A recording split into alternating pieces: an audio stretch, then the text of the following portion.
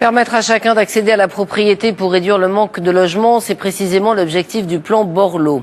Il y avait déjà la maison à 100 000 €, il y aura désormais le pass foncier qui permet aux candidats à la propriété de ne pas payer le terrain le temps de rembourser la maison. Ce sont les ménages qui peuvent bénéficier du prêt à taux zéro et qui achètent pour la première fois leur maison qui sont visés par cette nouvelle mesure. Explication Laetitia Legendre et Rémi Poissonnier. Une maison de 90 mètres carrés, 3 chambres, un jardin, un projet séduisant pour de nombreuses familles, mais encore difficile à concrétiser, à cause des prix souvent très élevés des terrains. Pour faciliter cette accession à la propriété, dès le 1er janvier 2007, il sera possible pour certains ménages aux revenus modestes d'acheter leur logement en 2 temps. Tout d'abord la maison ou l'appartement, puis une fois les mensualités terminées, 20 ou 25 ans plus tard, rembourser le terrain. Ceux qui gagnent leur vie, qui ont 2 SMIC et demi, qui payent un loyer entre 4 et 500 € par mois, pour la même somme, ils peuvent devenir propriétaires. C'est d'ailleurs un des grands enjeux de notre société. On ne doit pas condamner les Français à vivre en HLM. Baptisé pass foncier, ce nouveau dispositif devrait concerner les ménages qui achètent pour la première fois leur logement et qui gagnent jusqu'à 3 fois le SMIC maximum. Dans le cadre de ce pass, le 1% logement achète le terrain, le loue symboliquement 1 € par an durant le remboursement du logement. Ensuite, le propriétaire peut racheter le terrain à sa valeur initiale.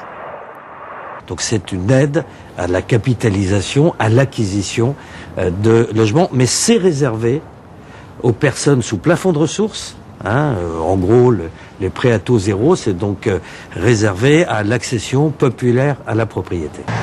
Après les prêts à taux zéro, les aides des communes et les maisons à 100 000 €, bientôt l'achat en 2 temps. 20 000 ménages, dans un premier temps, devraient bénéficier de cette mesure. 4 Français sur 5 rêvent de posséder un jour une maison individuelle. Alors qui exactement peut bénéficier du pass foncier? Pour quel type de construction? Pass foncier, mode d'emploi, c'est la question des 13h. Et pour y répondre avec nous en direct d'Orly, puisque vous allez prendre l'avion, Jean-Paul Alduy, le maire UMP de Perpignan. Vous êtes aussi président de l'Agence nationale de rénovation urbaine. Ce pass, ça change fondamentalement l'accès à la propriété pour les ménages modestes? Je crois que vous savez, c'est très simple. Le prix foncier, le prix du foncier a tellement augmenté que parfois il est égal à la construction.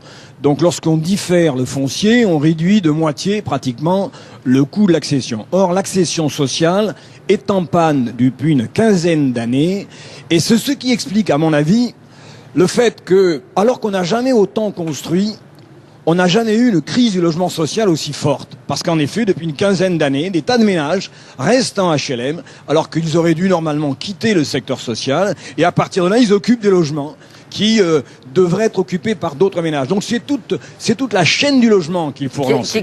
C'est aussi quelque... Oui. Jean-Paul Alduy, une question. Comment on fait pour trouver des terrains qui sont constructifs? Parce que souvent, il n'y en a pas tant que ça. Ils coûtent très cher. Quel rôle les municipalités peuvent-elles jouer pour justement inciter à ça? Alors, d'abord, je vous signale que dans tous ces projets ces programmes de rénovation urbaine des cités lancés par Jean-Louis Borloo, l'Agence nationale pour la rénovation urbaine, nous avons des terrains. Et dans ces terrains-là, nous allons pouvoir faire de l'accession sociale et donc amener de la diversité sociale dans ces cités HLM. Et d'autre part, en effet, les mairies, les communautés de communes qui ont ce qu'on appelle des programmes locaux de l'habitat, c'est-à-dire qu'ils gèrent sur leur territoire la construction de logements, vont être capables de trouver les terrains mis à la disposition d'opérateurs permettant donc de cette accession sociale en différant, je le dis bien, le coût de la construction du coût du foncier. C'est vrai que les communautés d'agglomération et les maires vont avoir un rôle essentiel dans ce dispositif. Une toute dernière question. Quel type de maison peut-on construire sur ces terrains? Est-ce qu'on est totalement libre? Est-ce qu'on peut mettre, je sais pas moi, un mobil-home, un chalet à acheter en Pologne via Internet? On est tenu à des règles? Oui, on a défini une charte de qualité, car il serait dommageable, ne serait-ce que parce qu'on reporterait sur des coûts d'entretien, des coûts de fonctionnement la charge. Il faut au contraire que ce soit des logements de haute qualité environnementale. Et en effet, il y a une charte qui oblige les constructeurs à mettre sur le marché des logements de qualité. Merci Jean-Paul Edouy pour toutes ces précisions et bon voyage puisque vous devez prendre l'avion. J'ajoute que le gouvernement, toujours en matière de logement, annonce un moratoire sur la hausse des loyers en 2007.